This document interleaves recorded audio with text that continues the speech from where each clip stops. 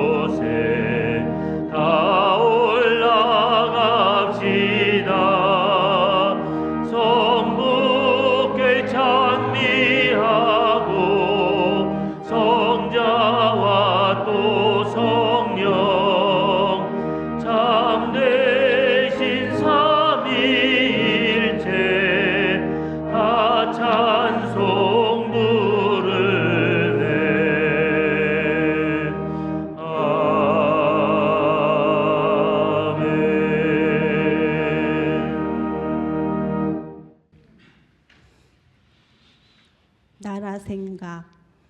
내가 태어나 숨을 쉬는 땅, 결애와 가족이 있는 땅, 부르면 정답게 어머니로 대답하는 나의 나라. 우리나라를 생각하면 마냥 설레고 기쁘지 않은가요? 말 없는 겨울산을 보며 우리도 고요해지기로 해요. 봄을 감추고 흐르는 강을 보며 기다림의 따뜻함을 배우기로 해요. 좀처럼 나라를 위해 기도하지 않고 습관처럼 나무라기만 한 죄를 산과 강이 내게 묻고 있네요. 부끄러워 얼굴을 가리며 고백하렵니다. 나라가 있어 진정 고마운 마음, 하루에 한 번씩 새로 피겠다고, 부끄럽지 않게 사랑하겠다고.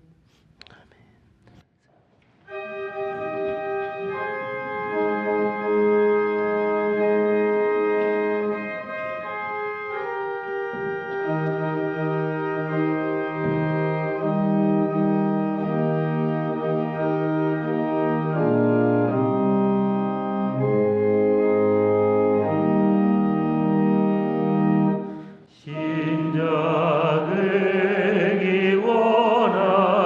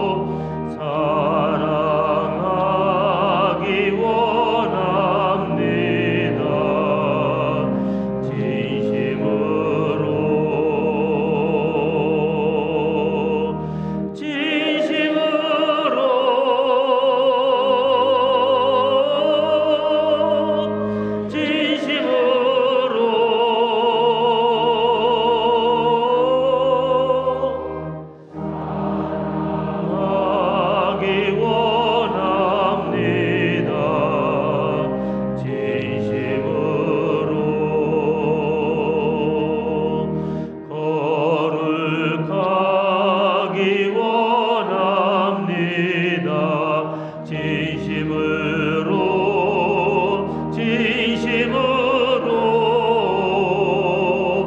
거룩하기 원합니다.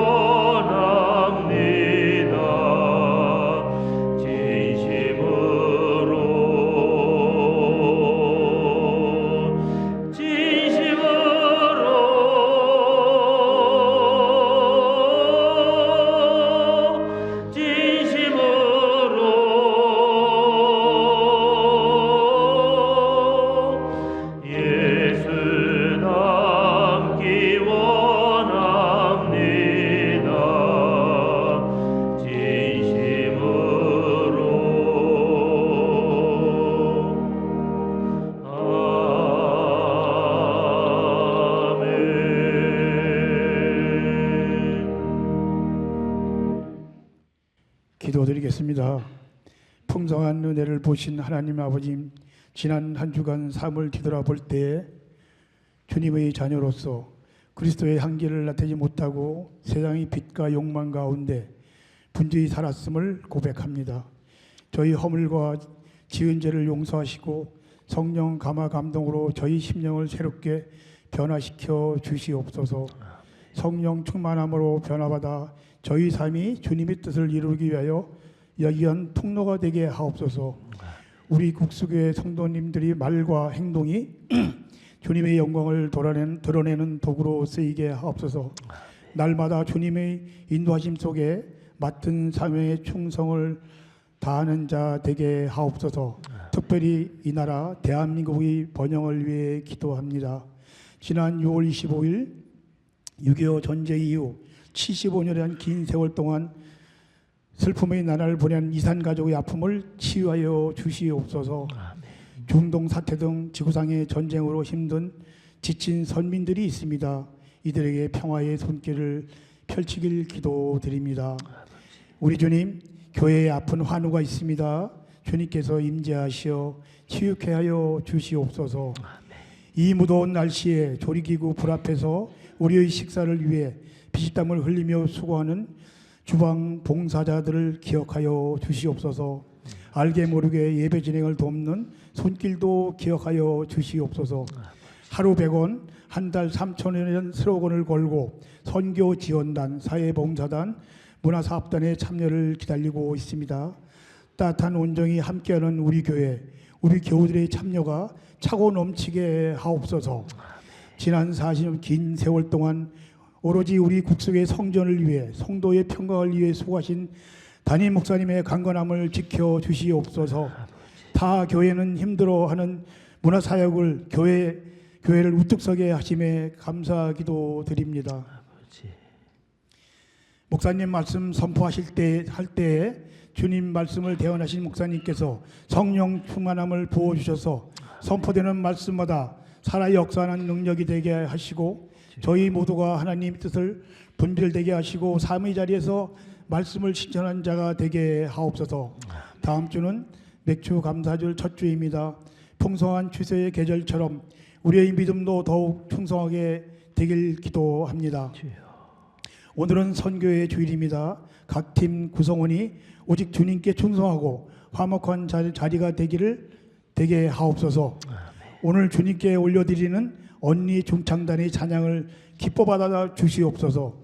이 모든 말씀 우리를 구원하신 주 예수님 이름 받들어 감사기도 드리옵나이다. 아멘.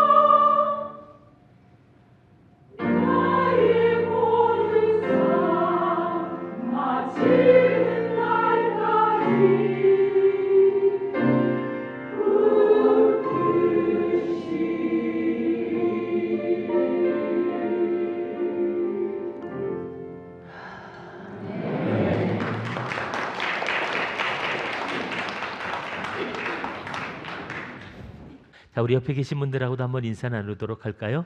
잘 오셨습니다. 네, 주님의 이름으로 축복합니다.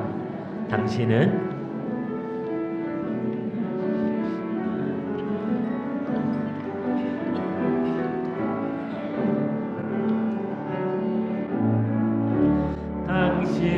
하나님의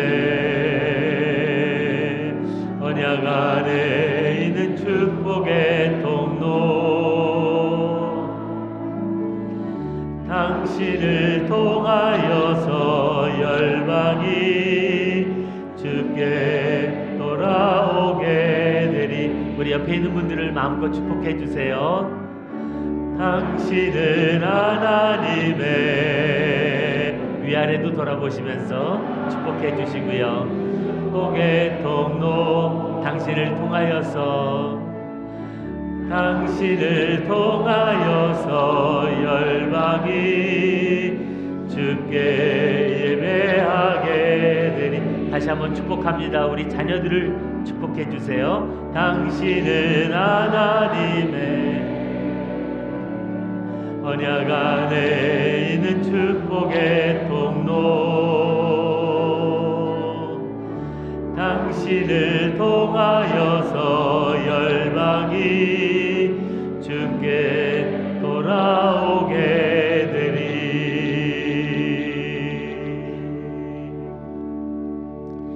같이 한번 기도합니다. 하나님, 부족한 우리들을 복되게 하셨고 또한 복의 복이 되게 하셔서 우리들을 통하여 온 세상이, 많은 사람들이 하나님의 구원을 보며 하나님의 영광에 참여하도록 우리를 사용해 주시려 하신 귀한 부름을 감사드립니다. 하나님, 우리들의 삶을 주님께서 사용해 주시되 어둠에 잠겨 있는 세상, 혼란하고 길을 잃어버린 세상 속에서 우리를 하나님의 말씀을 증거하며 하나님의 구원을 선포하는 축복의 통로들이 되게 하여 주옵소서. 특별히 우리 자녀들을 위해 기도합니다. 일찍부터 주님의 말씀을 배우며 하나님의 성전에서 자라갈 때 하나님 그 지혜와 하나님 그의 믿음이 더욱 굳게 자라게 하셔서 장차 이 나라를, 이 민족을, 아니 하나님의 나라를 이 땅에 세울 수 있는 주님의 일꾼들 되게 하여 주시옵소서. 하나님 믿음의 지혜를 주시고 말씀을 주시며 무엇보다도 성령으로 충만케 하여 주시기를 우리 주님 예수님 이름 받들어 기도하옵나이다. 아멘. 우리 나가셔서 말씀들 잘 나누시기 바랍니다.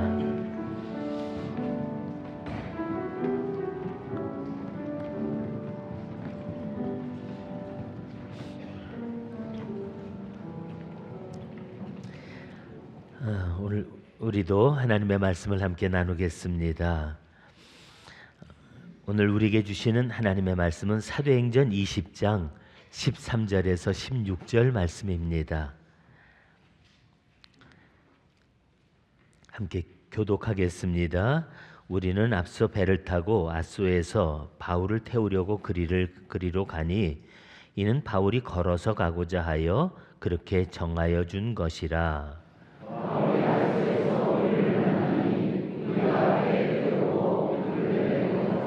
함께 거기서 떠나 이튿날 기오 앞에서 오고 이튿날 사모에 들르고 또 그 다음 날 밀레도에 이르니라. 아멘.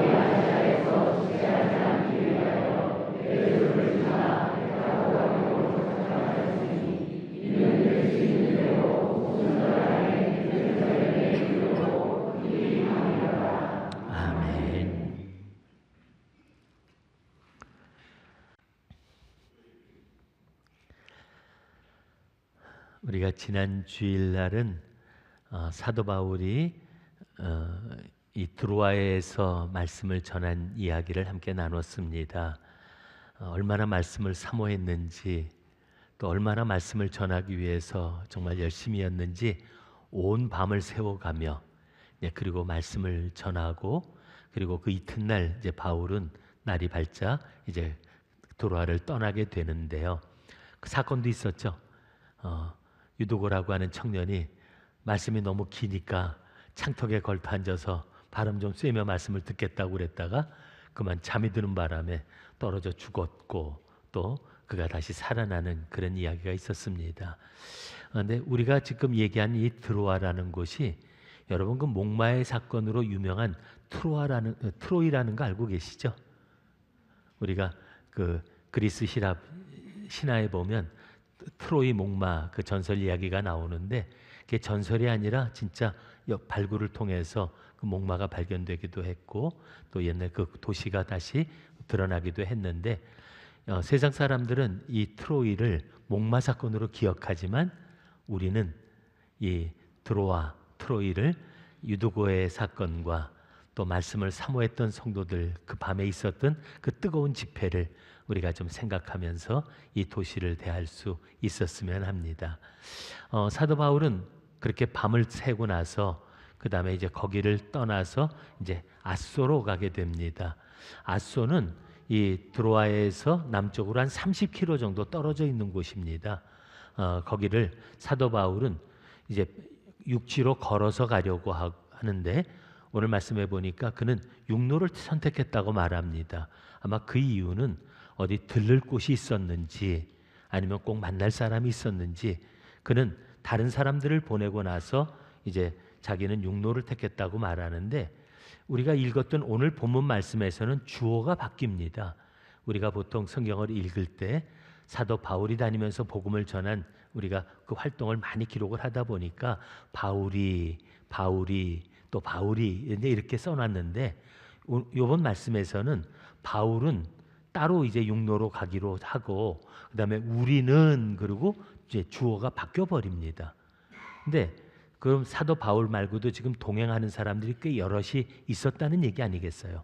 근데 바울과 동행했었던 그 우리라고 하는 사람들의 명단이 우리가 지난주에 나눴던 고린도를 떠나면서 우리가 나눴던 말씀 속에 그 명단이 들어 있습니다.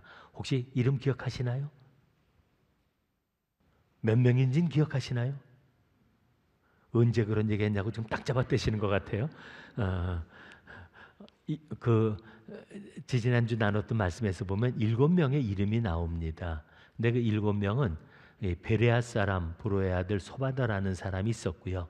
또 데살로니가 사람 아리스다고와 또 세군도라는 사람이 있습니다. 아리스다고는 사도 바울 대신에 붙들려 가지고 극장으로 끌려 들어가서 봉변을 당했던 바로 그 사람입니다. 그 사람만 있는 것이 아니라 루가오니아 성에 두 큰 성이 있었죠. 지방에 하나는 더베인데 더베라고 하는 곳에 있었던 가이오라는 사람하고 그리고 또 루스드라에서 만났던 바울이 사랑했던 제자며 동역자였던 디모데가 있습니다. 그런가 하면 아시아에서 온 또 두 사람도 있습니다. 그 사람은 두기고하고 드로비모라는 사람인데 지금 이렇게 이름을 제가 읽고 지나가지만 이 이름들을 잘 좀 기억해 두시면요. 여러분들이 성경을 읽다가 이곳저곳에서 이 이름들을 다시 만나게 됩니다. 그럴 때 여러분들이 그래도 한번 인사한 사람, 그래도 한번 만나서 이름을 좀 들었던 사람은 아, 이 사람이 여기서 또 나오네. 아, 이 사람이 여기 또 왔구나. 우리가 이러고 알 수가 있는데 여러분들이 그 이름들을 좀 잘 기억해 주시면 감사하겠습니다. 근데 제가 지금 이 7분을 소개하면서 어느 지방 그러고 말씀드렸잖아요. 아시아에서부터 시작해서 마게도냐 사람, 아가야 사람, 그리고 이렇게 베레아 사람까지 여러 지방에 이제 흩어져 있던 사람들이 다 일행이라고 하는 우리라는 이름으로 지금 뭉쳐서 사도 바울과 지금 함께 동행하고 있는 거거든요. 근데 바울과 함께 길을 가진 않아요. 바울과 같은 방향은 맞고 그리고 바울과 동행하는 일행인 건 맞는데 사도 바울은 드로아에 들려서 집회할 때에도 또 그리고 아소에 갈 때에도 우리는 배를 타고 먼저 가서 또 우리는 바울을 만나려고 그리로 가서 이런 얘기들이 나옵니다. 결국 사도 바울과 함께 길을 떠나고 같은 목적지를 향해 가는 건데 이 사람들이 다 어디로 가고 있는 사람들일까요? 우리 아까 말씀을 읽을 때 거기서 나왔거든요. 또 읽으셨는데 또 못 들으셨다고 또 딱 잡아떼실 거죠. 예루살렘으로 가는 길이었습니다.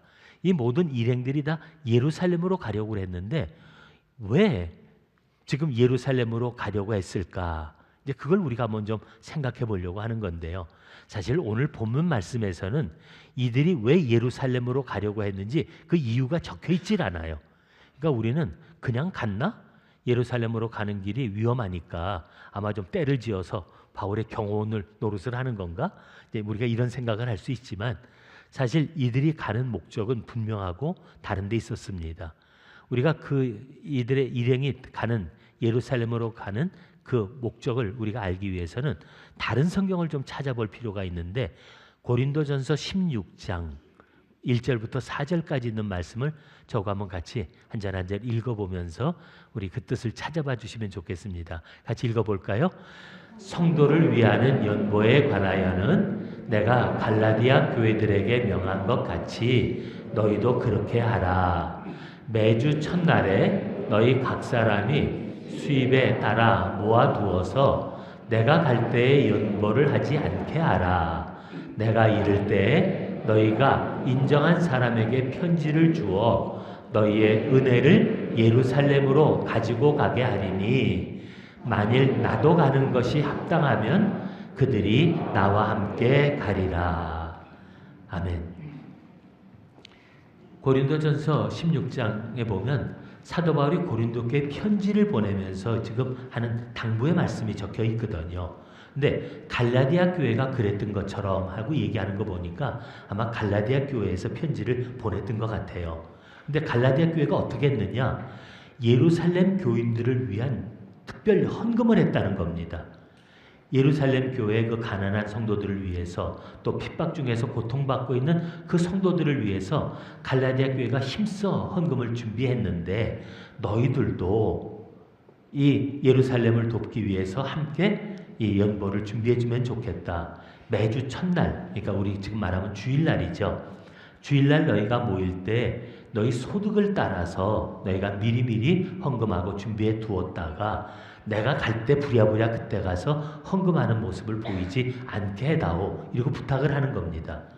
그러면서 사도 바울이 말하는 걸 너희들이 모은 그 헌금을 가지고 너희들이 예루살렘으로 가게 하겠다. 편지를 써서 편지와 함께 가게 하겠다. 그건 너희들이 모은 헌금을 가지고 예루살렘에 가서 전달을 하는 일을 너희 중에 신실한 사람들에게 맡겨주고 내가 편지를 써서 주겠다. 근데 혹시라도 너희가 내가 동행하기를 원한다면 내가 너희와 함께 동행하겠다. 이걸 지금 고린도 교회에다가 편지로 써서 보낸 겁니다. 그러니까 이렇게 편지를 써서 보냈다는 얘기를 보면서 고린도 교회에서 떠날 때 여러 지금 지역에서 온 그 교회 대표들을 지금 같이 가고 있는 거 아니에요. 거기 베레아 교회에서 온 사람이 있었고 데살로니가 교회에서 온 사람이 있었고 또 더베에서 온 사람, 루스드라에서 온 사람, 또 그리고 거기다가 아시아에서 온 사람까지 여러 사람들이 지금 같이 모였다는 얘기는 이 사람들이 각 교회에서 헌금한 것들을 가지고 지금 함께 바울을 만났고 고린도까지 갔다가 거기서 이제 마지막 팀을 만들어서 지금 예루살렘으로 가고 있는 모습을 보여주고 있는 겁니다. 근데 우리가 이 일을 보면서 우리가 좀 생각을 많이 해보게 돼요. 사실 사도 바울이 복음을 전할 때 이 사람들은 복음을 처음 받은 초신자들이었잖아요. 이제 막 교회가 세워진 신생 교회입니다. 근데 이렇게 처음 예수를 믿는 사람들, 또 그리고 예수 믿고 이제 막 모이기 시작했었던 교회들인데 사도 바울은 그들에게 복음만 전한 것이 아니라 그들에게 또 한 가지 당부한 게 뭐냐면 예루살렘 교회를 돕기 위한 헌금을 미리 준비해 달라고 요청을 했던 거고요. 그리고 너희들이 그것을 가지고 예루살렘으로 가는 길에 혹시라도 너희들이 원하면 내가 동행하겠다. 이제 이러고 얘기를 하는 거였거든요. 근데 우리가 이 말씀을 보면 야, 처음 예수 믿는 사람들 보고 헌금하라고 그래? 아마 우리가 이제 그랬다고 그러면요. 예수 믿자마자 헌금 좀 하실래요? 이러고 얘기하면 돈 되게 밝힌다고 그럴 거예요. 그래서 지금도 헌금 얘기는 계속 교회들이 가급적 잘 안 하거든요. 그런데 이게 예수 믿는 사람들 이제 믿자마자 그 처음 이제 세워진 교회 보고서 예루살렘 교회를 위한 헌금을 해달라고 그리고 요청하는 걸 우리가 보게 되는데 왜 그랬을까? 그거는 우리가 복음을 전한다 그러면 우리가 먼저 생각하는 게 뭡니까? 주 예수를 믿으라. 그리하면 너와 내 집이 살리라. 그게 복음의 핵심입니다. 예수님을 증거하고 예수 믿고 구원받게 하는 것이 우리가 복음을 전도하는 겁니다. 근데 사도 바울은 우리가 복음을 전한다 그러면 예수만 믿으라고 얘기하고 다닌 게 아니었다는 거예요. 예수만 믿으라고, 예수 잘 믿고 구원받으라고 이 말만 한 것이 아닙니다. 사도 바울이 가르친 그 교훈 속에는 예수를 믿고 구원받는 것에 머무르지 않고요. 예수를 믿었으면, 주님을 믿고 하나님의 자녀가 되었으면 그 다음에 어떻게 살아야 될까? 우리는 무엇을 해야 될까까지 가르치는 것이 사도 바울의 복음이었다는 겁니다. 사도 바울이 전한 이 가르침은 그들에게 단순히 예수 믿고 구원받는 사람 되는 것, 거기서 머물지 않고요. 복음을 믿은 사람으로서 우리가 이제는 어떻게 살아야 될까 하는 것까지 가르치는 생활의 실천, 삶의 부분까지도 가르쳤던 것이 바울의 복음이었습니다. 우리나라에도 예전에 선교사님들이 와서 복음을 전했잖아요. 그때 해프닝들이 좀 많이 있었거든요. 선교사님들이 오셔가지고 뭐라고 전도했냐면 예수 믿고 구원받으라고 전도하고 다니셨어요. 근데 그 말을 듣고 놀라울 정도로 많은 사람들이 교회에 모였어요.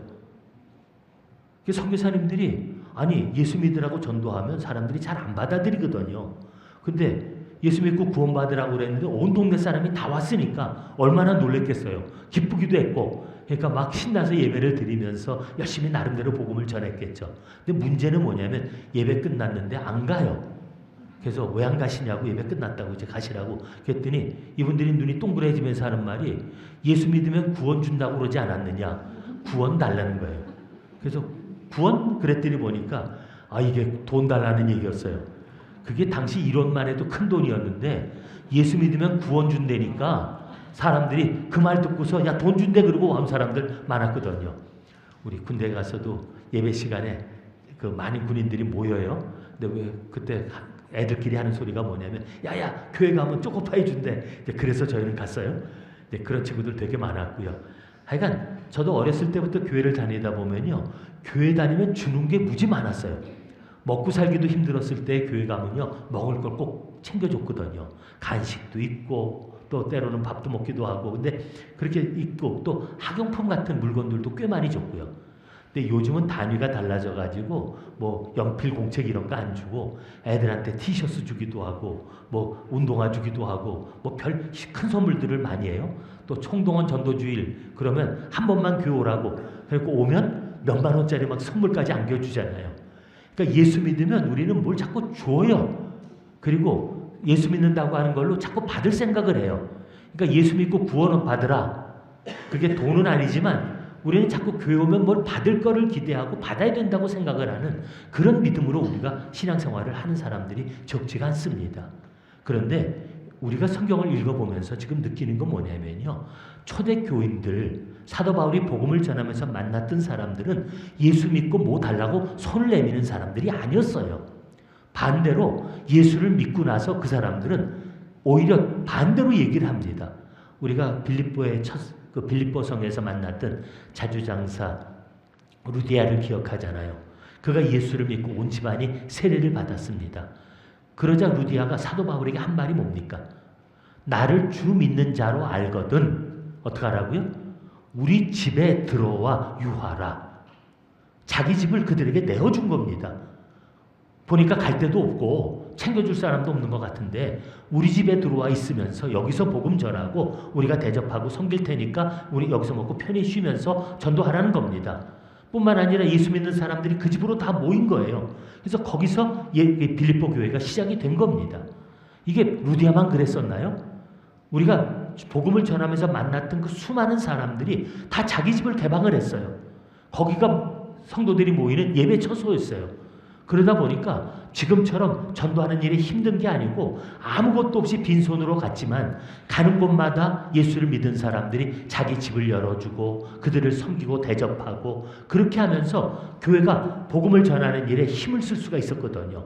그래서 우리가 다니는 곳엔 집집마다 하나님의 교회가 세워졌던 것을 보게 되는 겁니다. 우리가 예수를 믿는다고 할 때 착각하지 않았으면 좋겠는 게 있어요. 예수 믿으면 우리가 구원받고 또 예수 믿으면 뭐 하나님의 자녀가 되고 예수 믿으면 하나님의 기도를 들어주시고 자꾸 우리는 자꾸 하나님이 들어주셔서 우리를 축복해 주시고 자꾸 뭘 받는다고 생각을 합니다. 근데 여러분 그건 반쪽짜리 신앙이에요. 아니 어떻게 보면요 우리가 엉터리 신앙이라고 말해도 괜찮습니다.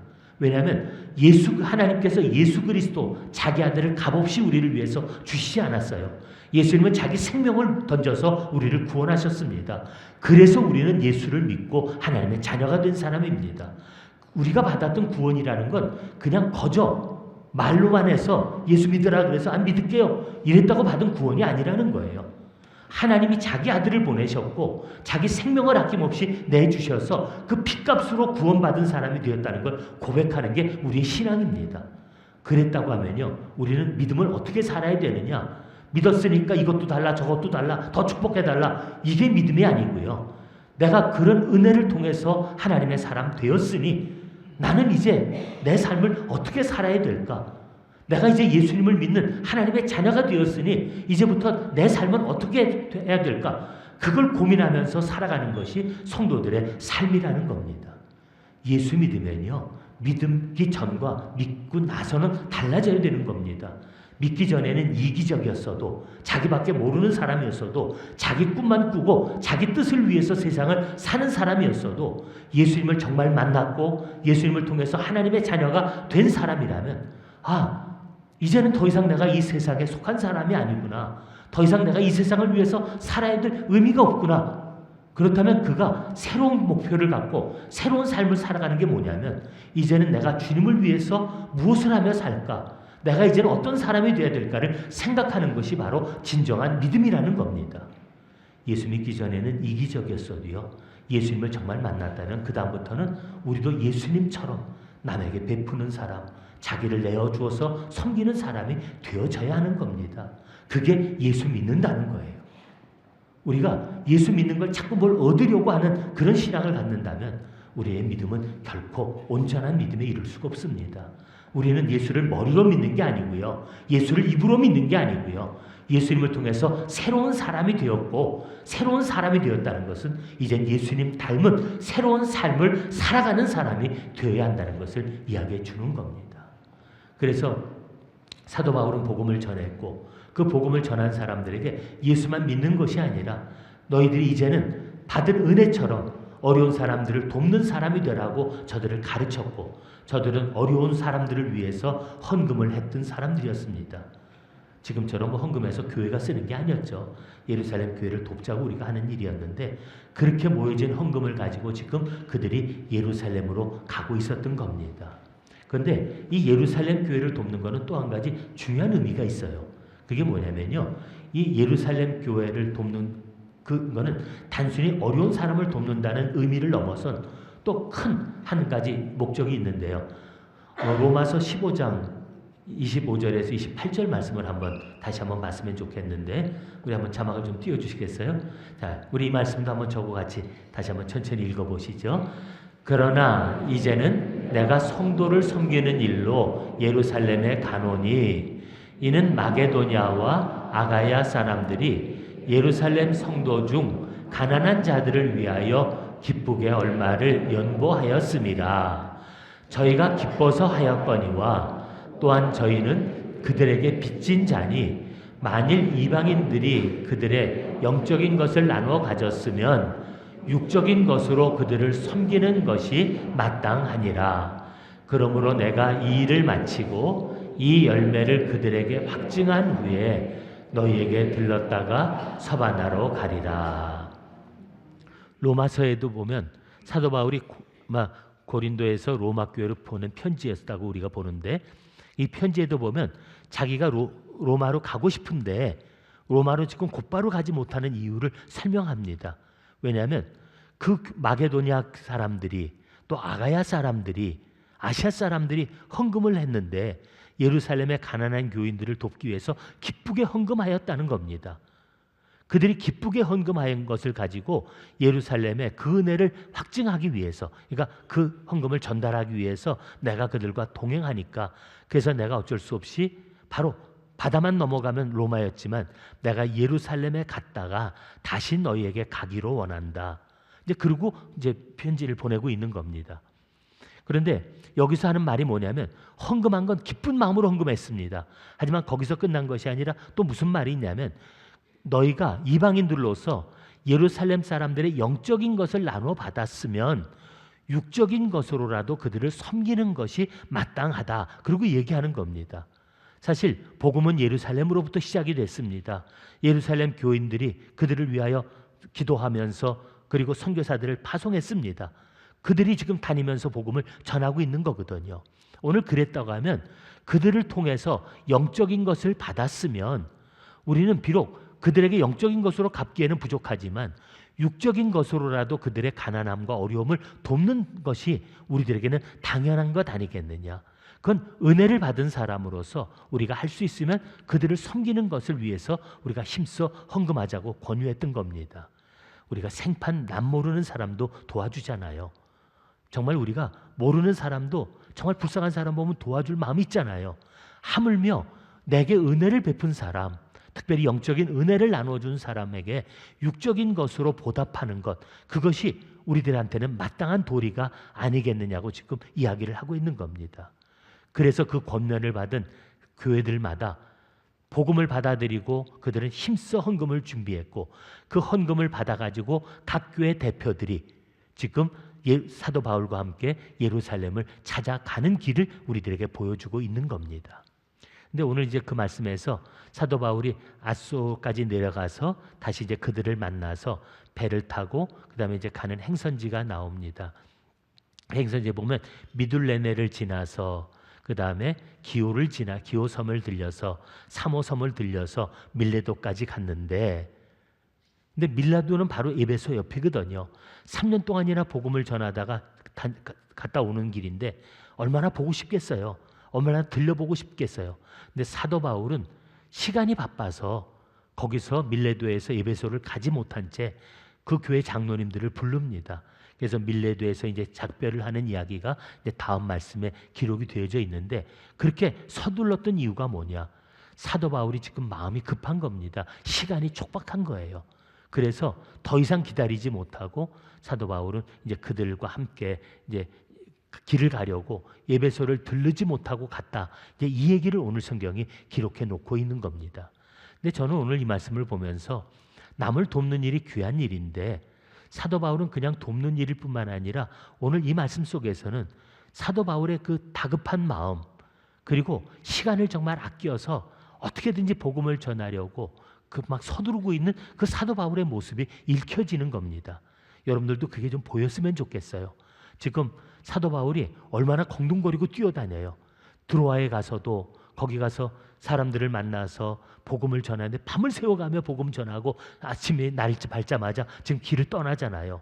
배를 타고 먼저 가라고 그래놓고 자기는 누구를 만나러 가는지 어느 곳에 들리려고 하는지 몰라도 자기는 육로로 지금 뛰어가는 겁니다. 30km 길을 뛰어가서 그들을 또 만나서 그 다음날 미둘레네로 가고 다음날 기오로 가고 다음날 사모로 가고 그 다음날 또 밀레도에 가고, 그러면서도 거기서 예배소조차 못 가본 채 사람들을 불러서 잠깐 만나고는 예루살렘으로 떠나는 그 사도 바울의 분주한 마음을 우리가 한번 읽어보자는 겁니다. 왜 그렇게 급했다고 생각하세요? 여러분, 사도 바울이 로마서 아까 거기서 우리 읽었던 말씀에서 보면 내가 바로 지척에 있는 로마 너희에게 가지 못하고 예루살렘으로 다시 간다는 겁니다.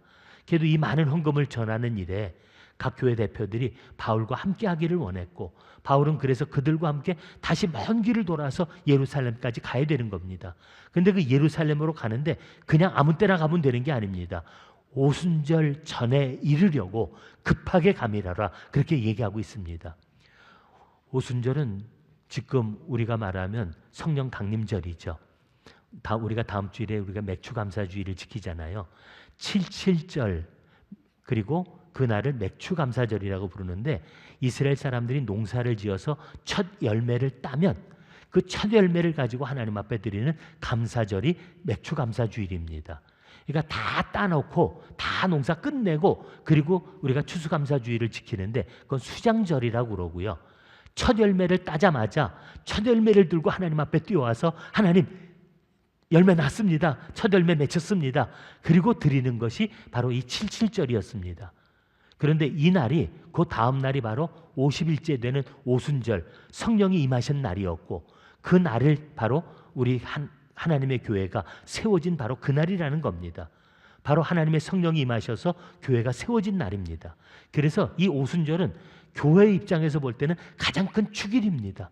뭐 성탄절 중요합니다. 부활절 중요합니다. 하지만 저보고 꼽으라고 그러면요, 가장 중요한 거는 성령 강림 주일입니다.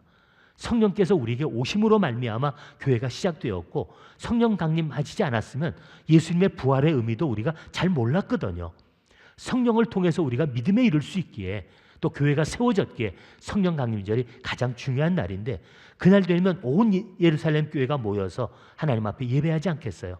그날에 맞춰서 부지런히 지금 뛰어가려고 사도 바울이 서두르고 있었다는 겁니다. 근데 생각해 보세요. 온 교회가 다 모일 때 가서 하나님께서 아시아 교회에 이런 복음의 열매를 주셨고, 마게도냐에 또 그리고 아가야 지방에 이런 믿음의 열매들을 주셨다. 그리고 선교 보고하고 싶지 않겠어요? 하나님의 행하신 일을 그들에게 알려주고 싶은 마음 뿐만 아니라 단순히 그들이 예수만 믿은 게 아닙니다. 예루살렘에 지금 핍박 속에서 어려운 성도들, 그들을 위해서 열심히 헌금해가지고 그 헌금들을 들고 지금 찾아가는 사람들 아닙니까? 그들에게 가서 그 어려운 예루살렘 교회를 도우면서 받은 은혜를 감사하고 보답할 수 있는 그 자리를 만들기 위해서 오순절 안에 지금 급하게 뛰어가는 사도 바울의 모습을 보여주고 있는 겁니다. 근데 저는 그 사도 바울의 좀 급한 마음이 우리들 안에도 조금은 있었으면 좋겠다, 그 생각을 합니다. 사도 바울이 로마서 15장에서 하신 그 말씀이 뭡니까? 우리가 예루살렘에 들렀다가 너희에게로 가서 서바나까지 가리라, 그리고 얘기하잖아요. 바로 로마가 지척에 있습니다. 바다만 건너면 바로 로마입니다. 그 로마에 가서 복음을 전하고 싶은 마음이 너무나 간절한데, 그 일만 중요한 것이 아니라 이 교인들이 헌금한 것, 예루살렘 교회를 돕자고 했었던 그 새로 생긴 교회들이 모아줬던 그 헌금이 너무나 소중하니까 그 헌금을 가지고 그들과 함께 예루살렘으로 가는 바울의 마음, 늦지 않게 가려고 서둘렀던 마음뿐만 아니라 그가 빨리 예루살렘에 가서 이걸 전달하고 나서 로마로 가고 서바나까지 가서 복음을 전하겠다고 하는 그의 다급한 일정을 우리가 보게 되는 겁니다. 사실 저는 그 사도 바울이 가지고 있는 계획을 보면요, 땅끝까지 복음을 전하고 싶은 그 욕심, 어떻게든지 복음을 한 곳에라도 더 전하고 싶어서 땅끝을 향해 달려가는 사도 바울의 마음이 얼마나 급했을까? 왜냐하면 인생이 그렇게 길지 못하기 때문입니다. 우리가 복음을 전할 곳은 많은데 우리가 살아가는 날이 그렇게 길지 못하잖아요. 저도 목회를 시작하면서 시간이 좀 여유가 있는 줄 알았어요. 제가 목회할 날이 많은 줄 알았어요. 그런데 아니네요. 국수교회에서 수십 년 동안 목회를 하면서 지나놓고 보니까 시간이 이렇게 빨리 지나갔구나. 그리고 내게 남은 날들을 헤아려 보니까 남은 날이 얼마 안 되는데 이 땅에 복음이 전해지지 않은 곳, 복음을 기다리고 있는 곳들은 너무너무나 많다는 사실입니다. 그러니까 저는 이런 사실을 생각해 보면서 정말 복음을 전하는 사람의 마음에서는 얼마나 그 마음이 다급했을까.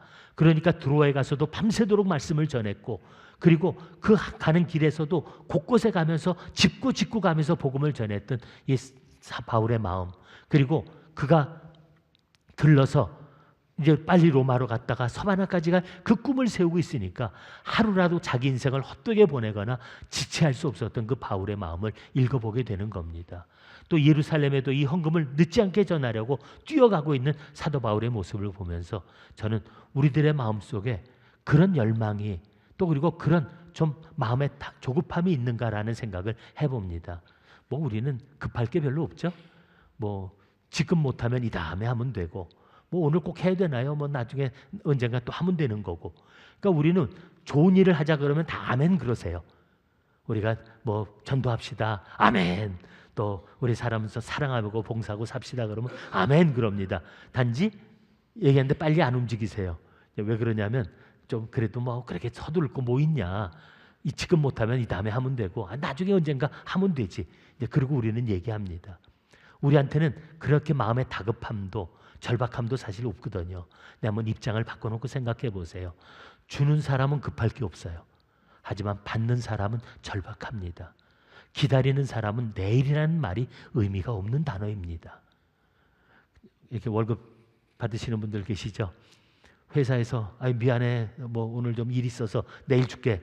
근데 오늘 당장 돈을 써야 될 일이 있는 사람, 오늘 당장 돈을 안 주면 안 될 사람들은 오늘 빨리 주지 않으면 정말 오늘 하루를 견디는 게 너무 힘들거든요. 아무 생각 없이 주는 사람은 미안해 내일 줄게, 다음 주에 줄게 얘기할지 몰라도 받아야 되는 사람은 오늘 하루 그 순간이 얼마나 조급한지 모릅니다. 저도 지금 요새 많은 나라의 영상을 봅니다. 아프리카라든지 또 아니면 전쟁 속에서 지금 폐허가 된 곳이라든지 이런 데서 사는 사람들이 지금 사는 형편과 보내오는 소식을 보고 듣거든요. 근데 제가 들으면서 너무 마음이 아파요. 왜냐하면 지금 당장 먹을 게 없어서 죽어가는 애들이 있거든요. 우리는 먹다가 맛없어 그리고 던져버리지만 그 빵 한 조각 때문에 그거 없어서 죽어가는 애들이 지금 이 땅에 얼마나 많습니까? 약 하나 먹으면 살 수 있는 애인데, 지금 주사 하나 맞으면 살 수 있는 애들인데 그 약이 없어서 주사 하나를 맞지 못해서 죽어가는 애들이 있습니다. 그 아이들에게는 내일이 없다는 겁니다. 굶어 죽어가는 사람은 이 다음에라는 말이 아무 의미 없는 말입니다. 우리가 정말 인생을 살아가면서 내 인생이 마냥 길 거라고 생각하시나요? 우리에게 하나님이 마냥 기회를 주실 것이라고 생각하나요? 아니, 그렇다 할지라도 우리들을 기다리는 사람들, 복음을 받지 못한 사람들이, 복음을 모른 채 죽어가는 사람들, 또 우리들의 손길이 절실히 필요한 사람들이, 우리들의 무관심 속에서 죽어가는 그 수많은 사람들에게는 내일이 이 다음이라는 말이 아무 소용이 없다는 사실입니다. 우리 인생은요, 그렇게 우리가 하나님의 뜻을 다 이루어가며 살기에 너무 우리의 인생은 짧기만 합니다. 우리가 아무리 열심히 복음을 전하고 아무리 많은 사람에게 전도해도 우리가 전도하는 그 한계가 결국 우리의 손이 미치지 못하는 사람들이 너무나 많고요. 우리가 사랑하고 싶어도 섬기고 싶어도 우리에게 주어진 날들이 그렇게 많지는 못합니다. 오늘 하지 않으면, 지금이라도 내가 움직이지 않으면 오늘 내 무관심과 외면 속에서 죽어가는 영혼들이 있다는 사실 우리가 생각한다면 느긋하고 그리고 이 다음으로 미루는 좀 나태한 마음에서 다시 한번 사도 바울이 느꼈던 그 조급함, 한 곳이라도 더 복음을 전하고 싶고 늦기 전에 예루살렘에 가고 싶고 늘 그의 일생을 시간을 쪼개가며 삶의 순간순간들을 허비하지 않으려고 달렸던 사도 바울의 인생을 우리도 함께 조금 느껴보고 그 심정으로 우리도 주님을 섬기는 사람들이 되었으면 하는 겁니다. 여러분 어떠세요? 우리에게 많은 날들이 있으니까 뭐 언젠가 하면 되지, 여러분 그러고 계시나요? 아니요. 그러기에는 우리들에게 주어진 시간이, 아니 우리보다도 그들에게 주어진 시간이 없다는 것 다시 한번 생각하면서 오늘을 놓치지 않도록, 이 순간을 헛되이 보내지 않도록 급히 달리고 뛰어며 살아가면서 살아야 했었던 사도 바울의 삶을 우리가 조금이라도 배우고 본받을 수 있었으면 합니다. 우리들의 성도인도 내일로 미루고 이 다음으로 미루지 않는, 정말 우리가 지금 할 수 있는 일에 함께 최선을 다할 수 있는 그런 섬김과 사랑이 되기를 주님의 이름으로 축복합니다. 함께 일어나셔서 응답의 찬양 드립니다.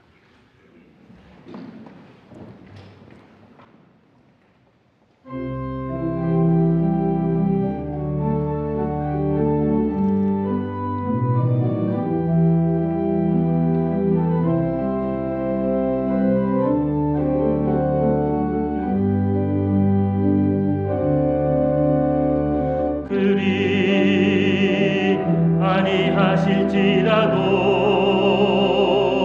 감사해요. 주님 뜻을 믿기 때문이죠. 그리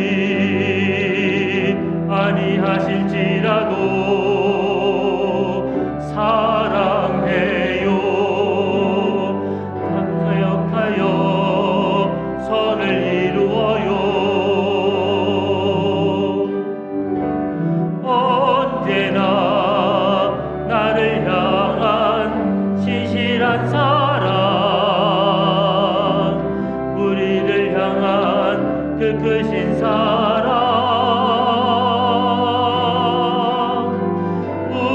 우리가 함께 높이며 주를 찬양해.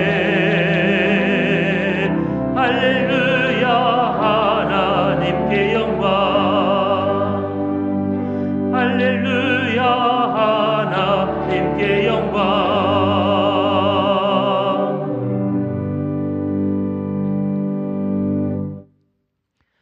하나님, 우리를 하나님의 자녀 삼아 주셨고 우리에게 영원한 나라를 소망하며 살게 하셨는데, 하나님 우리가 주님을 믿는 이 믿음을 통해서 더 이상 이 세상에 속한 사람이 아니라 하나님의 나라 백성 되었음을 우리가 다시 한번 고백하며, 오늘도 우리를 살기 원하시는 모습, 우리를 살라 하시는 주님의 뜻을 붙들고 새로운 인생을 살아가는 주님의 사람들이 되기를 원합니다. 아버지 하나님, 이제 우리에게 맡겨주신 이 생명의 복음을 땅끝까지 전하는 일에 힘써 살아가는 저희들 되게 하여 주시옵소서. 또한 아버지, 우리가 비록 가진 것이 많지 않더라도, 우리가 할 수 있는 일이 많지 않더라도 할 수 있는 대로 섬기는 것이 이제는 우리의 삶이 되게 하여 주옵소서.